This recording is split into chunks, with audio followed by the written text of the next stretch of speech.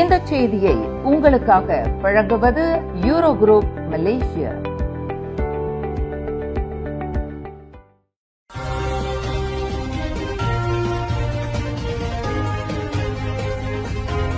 வணக்கம். திசைகளின் 5 மணி செய்திகள். ஸ்ரீமுருகன் கல்வி மையத்தின் தோற்றுநர் தான் ஸ்ரீ டாக்டர் தம்பி ராஜா காலமானார். ஸ்ரீமுருகன் கல்வி மையத்தின் தோற்றுநரும் கல்வியாளரும் வழக்கறிஞருமான தான் ஸ்ரீ டாக்டர் தம்பி ராஜா காலமானார். அவருக்கு வயது 83. மலாயா பல்கலைக்கழகத்தின் முன்னாள் வரலாற்று பேராசிரியரான டாக்டர் தம்பி ராஜா அப்பல்கலைக்கழகத்தைச் சேர்ந்த 42 இந்திய மாணவர்கள் மூலம் 1982 SMC எனப்படும் ஸ்ரீமுருகன் கல்வி மையத்தை தோற்றுவித்தார்.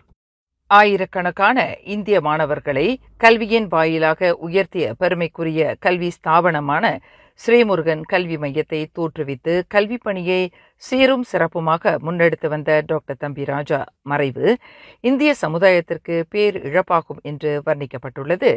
இந்திய சமுதாயம் என்ற படகை கரை சேர்ப்பதற்கு துடுப்பு என்ற கல்வியே பிரதான சாதனம் என்பதை தனது மூச்சிலும் பேச்சிலும் இரண்டர கலந்து கல்வி பணியை மேற்கொண்டு வந்த தம்பிராஜாவின் வழிகாட்டலில் உயர்ந்தவர்கள் இன்று நாடு முழுவதும் பல்வேறு உயரிய பொறுப்புகளில் உள்ளனர். டாக்டர் தம்பிராஜாவின் கல்வி பணிக்கு அங்கீகாரமாக அவருக்கு 2012 மாமன்னர் தான்சி எனும் உயரிய விருது வழங்கி சிறப்பு செய்தார். அயலக இந்தியர்களின் வருடாந்திர மாநாடான இந்தியாவில் பிரவாசி மாநாட்டில் பாரதிய சம்மன் என்னும் உயரிய விருதும் வழங்கி சிறப்பு செய்யப்பட்டார். பிரதமர் துறையின் கீழ் இயங்கும் இந்திய சமூகத்திற்கான சிறப்பு அமலாக்க குழு உட்பட தேசிய ஆலோசனை மன்றங்களிலும் டாக்டர் தம்பிராஜா தன்னடக்கமாக பல்வேறு கல்வி ஆலோசனை பணிகளை வழங்கியுள்ளார். டாக்டர் தம்பிராஜா தொலைநோக்கு பார்வை கொண்டவர் மட்டுமல்ல, ஒவ்வொரு இந்தியரின் வீட்டிலும் குறைந்தபட்சம் ஒரு பட்டதாரி உருவாக வேண்டும் என்ற தெளிவான நோக்கத்தை கொண்டிருந்தார் என்று SMCயின் இணை இயக்குனர் சுரேன் கந்தா தெரிவித்தார்.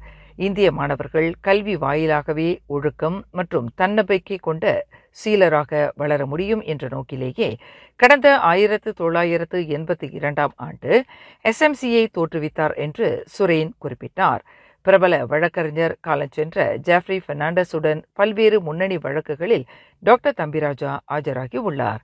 மலேசிய கல்வி அமைச்சுக்கு பல்வேறு வரலாற்று நூல்களை தந்த கல்விமானாகிய டாக்டர் தம்பிராஜாவின் நல்லுடல் நாளை செவ்வாய்க்கிழமை காலை 10 மணி முதல் 2 மணி வரை பெட்டாலிஞ்சேயாவில் உள்ள அவரின் இல்லத்தில் பொதுமக்களின் அஞ்சலிக்கு வைக்கப்படும். பிற்பகல் 3 மணிக்கு மேல் ஷா அலாம் சத்ய அலாமில் நிர்வாணாவில் அவரின் உடல் தகனம் செய்யப்படும் என்று தெரிவிக்கப்பட்டுள்ளது. முன்னாள் நிதி அமைச்சரும் அரசியல் பிரமுகருமான காலஞ்சென்ற துன் டைம் சைனுடனுக்கு சொந்தமான லண்டனில் உள்ள 75 கோடியே 82 லட்சம் ரிங்கிட் பெறுமானமுள்ள சொத்துக்களை முடக்குவதற்கு மலேசிய ஊழல் தடுப்பு ஆணையம் பெற்ற ஒருதலைப்பட்சமான தீர்ப்பை உயர் நீதிமன்றம் தற்காலிகமாக நிறுத்தி வைத்துள்ளது. துன் டயமின் துணைவியார் நயீமா காலித் செய்து கொண்ட விண்ணப்பத்திற்கு அந்த ஒருதலைப்பட்சமான தீர்ப்பை உயர் நீதிமன்றம் தற்காலிகமாக நிறுத்தி வைப்பதாக நீதிபதி அசார் அப்துல் ஹமீத் தெரிவித்தார். அதேவேளையில் மலேசிய ஊழல் தடுப்பு ஆணையமான SPRM பெற்ற ஒருதலைப்பட்சமான தீர்ப்பு குறித்து முழு விசாரணை நடைபெறுவதற்கு வரும் ஜூலை 9 விசாரணை நாளாக உயர் நீதிமன்றம் நிர்ணயித்துள்ளது. மலேசிய வரலாற்றில் மனிதவள அமைச்சர்களில் ஒரு வித்தியாசமான அமைச்சரை நாடு பெற்றுள்ளது. முற்றிலும் மாறுபட்டவர். இனம் மதம் சாராமல் சேவையாற்றும் வல்லமையை அவரிடம் காண முடிகிறது. களம் இறங்கி வேலை செய்ய வேண்டும் என்பதே இவரின் நோக்கம். இந்திய சமுதாயத்தை தனது தோளுடன் சுமந்து செல்கிறார். அதற்கு சான்று இந்தியர்களுக்கான தொழில்நுட்ப பயிற்சி களமான மிசியின் மூலம் ஆயிரக்கணக்கான இந்திய இளையோர்களுக்கு தொழில்நுட்ப பயிற்சியை வழங்கி வருகிறார். இந்நிலையில் மருத்துவ படிப்பிற்கு தன்னிடம் ஆசீர்வாதம் பெற்ற ஓர் இந்திய மாணவியை நேரடியாக சென்று வாழ்த்திய பெருமை இந்த மனிதவள அமைச்சரவையே சாரும். இவர்தான் ஸ்டீவன் சிம். எய்ம்ஸ் பல்கலைக்கழகத்தில் பயிற்சி பெற்று இன்று ஒரு மருத்துவராக பட்டம் பெற்ற குமாரி சௌந்தர்யாவை அப்பல்கலைக்கழகத்தின் வளாகத்தில் நேரடியாக சென்று வாழ்த்தி மனிதவளத்துறை அமைச்சர் என்ற நிலையுடன் மனித நேயமிக்க ஒரு தலைவர் என்பதை ஸ்டீவன் சிம் நிரூபித்திருப்பது பலரின் கவன ஈர்ப்பாக மாறியுள்ளது. எய்ம்ஸ் பல்கலைக்கழகத்தில் பயிற்சியை நிறைவு செய்து இன்று ஒரு மருத்துவராக பட்டம் பெற்ற டாக்டர் சௌந்தர்யா குடும்பத்தை மட்டும் மகிழ்ச்சிப்படுத்தவில்லை, தம்மையும் பெருமைப்படுத்தியுள்ளார் என்று அமைச்சர் ஸ்டீவன் சிம் வாழ்த்தினார். ஒரு பால் மரம் வெட்டும் தொழிலாளியின் பேத்தியான டாக்டர் சௌந்தர்யா ஒரு மருத்துவராக தன்னை உயர்த்தி கொண்டது மூலம் தனது குடும்பத்தை மேம்படுத்தியுள்ளார். ஏழைகளுக்கு உதவிட வேண்டும், நேரத்துடன் கடமையாற்ற வேண்டும் என்பதை உணர்த்தும் வகையில் கைக்கடிகாரம் ஒன்றை அன்பளிப்பாக வழங்கி தனது மகிழ்ச்சியை தெரிவித்துக் கொண்டார் அமைச்சர் ஸ்டீவன் ஸ்டிம். சமூக வலைதளம் வாயிலாக போதைப்பொருளை விற்பனை செய்து வந்ததாக நம்பப்படும் போதைப்பொருள் கடத்தல் கும்பலை ஜொகூர் போலீசார் முறியடித்துள்ளனர்.